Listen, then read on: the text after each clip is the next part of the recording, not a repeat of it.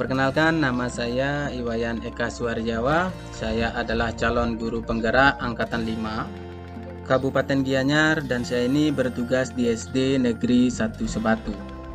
Pada kesempatan yang baik ini, saya akan memberikan kesimpulan dan refleksi dari hasil belajar yang telah saya lalui, yaitu mengenai filosofi pendidikan menurut Ki Hajar Dewantara. Kegiatan ini merupakan pemenuhan tugas modul 1.1 tentang koneksi antar materi. Dari proses belajar yang telah saya lalui, saya memperoleh satu benang merah terkait dengan pengertian pendidikan menurut Ki Hajar Dewantara, yaitu pendidikan merupakan proses menuntun, di mana pendidikan itu adalah menuntun kekuatan kodrat yang ada pada diri anak agar tumbuh kembang untuk mencapai keselamatan dan kebahagiaan yang setinggi-tingginya, baik anak itu sebagai individunya sendiri maupun sebagai anggota masyarakat. Kata menuntun ini memiliki banyak arti luas. Salah satunya yaitu terkait dengan trilogi pendidikan yang beliau kemanamkan, yaitu Ing Arso Suntuloto, Ing Madyo Nangunkarso, dan Tutwuri Handayani. Bagaimana seorang guru itu bisa memberikan contoh ketika berada di depan, kemudian bisa membangun semangat ketika berada di tengah, dan memberikan dorongan ketika berada di belakang. Trilogi ini sangat sulit sepenuhnya saya terapkan di sekolah. Kadangkala saya tidak bisa menjadi contoh untuk murid-murid saya di sekolah.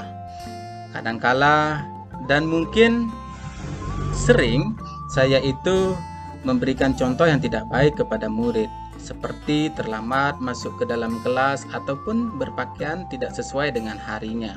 Hal itu karena tuntutan juga tugas tambahan dari sekolah, begitu juga ada kegiatan yang lain pribadi ataupun masyarakat.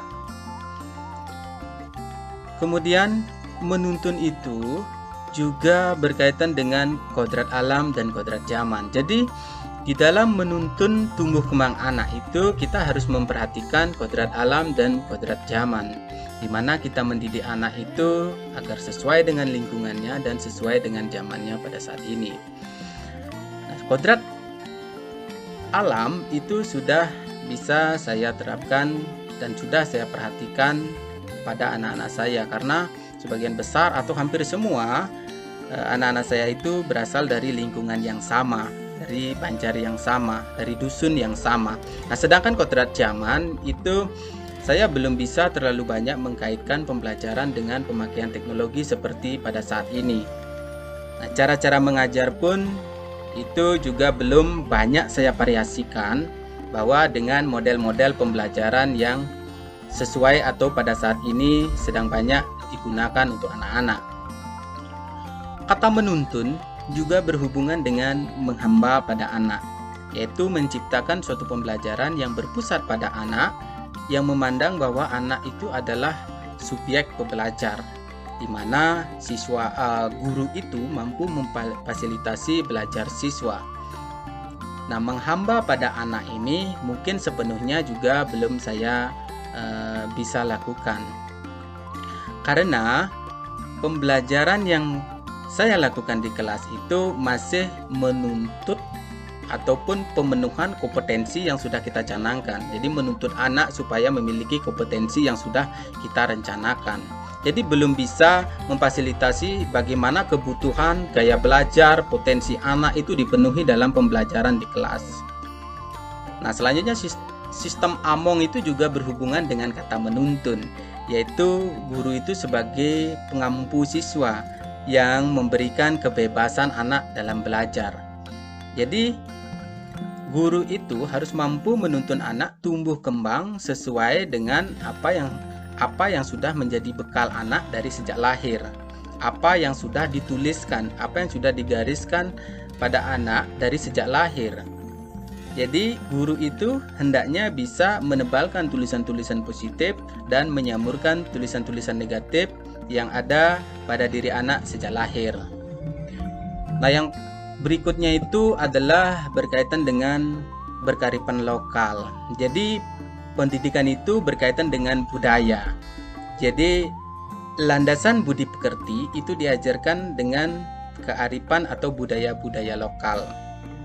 Nah, jadi dalam pendidikan yang menuntun itu kita mengaitkan budaya dalam proses pendidikan.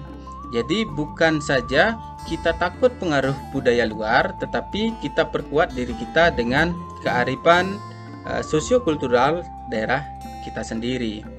Nah, dalam pembelajaran ini masih belum juga bisa diterapkan.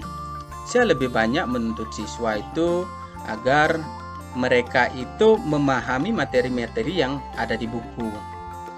Jadi dengan pengetahuan dari filosofi pendidikan Ki Hajar Dewantara itu, saya harus merubah pola pikir atau lebih langsung kita harus merubah tindakan yang harus kita lakukan di dalam melaksanakan proses pembelajaran di sekolah. Yang pertama itu, kita harus memandang siswa itu memiliki perbedaan, memiliki kodrat yang berbeda-beda. Kita harus bisa memfasilitasi kebutuhan mereka, kita harus bisa memfasilitasi potensi mereka, dan kita juga bertugas sebagai guru itu adalah sebagai penjaga, yaitu menghindarkan mereka dari hal-hal negatif ataupun pengaruh-pengaruh dari luar. Nah, selain itu kita juga di anak SD itu kita juga harus bisa banyak memberi contoh, kita juga harus bisa memberikan semangat ketika mereka merasa dirinya kurang mampu di dalam suatu pelajaran. Selain itu, filosofi ini juga memberikan pemahaman tentang saya sebagai guru itu adalah mengampu siswa dengan latar belakang, kemampuan dan kebutuhan belajar itu yang berbeda-beda.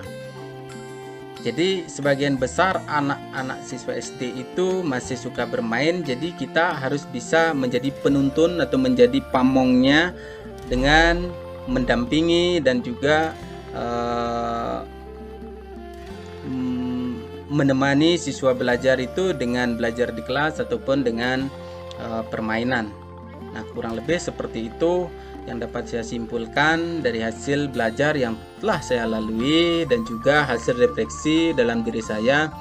Jadi masih banyak perlu perbaikan akan kekurangan setelah mengetahui filosofi pendidikan menurut Ki Hajar Dewantara.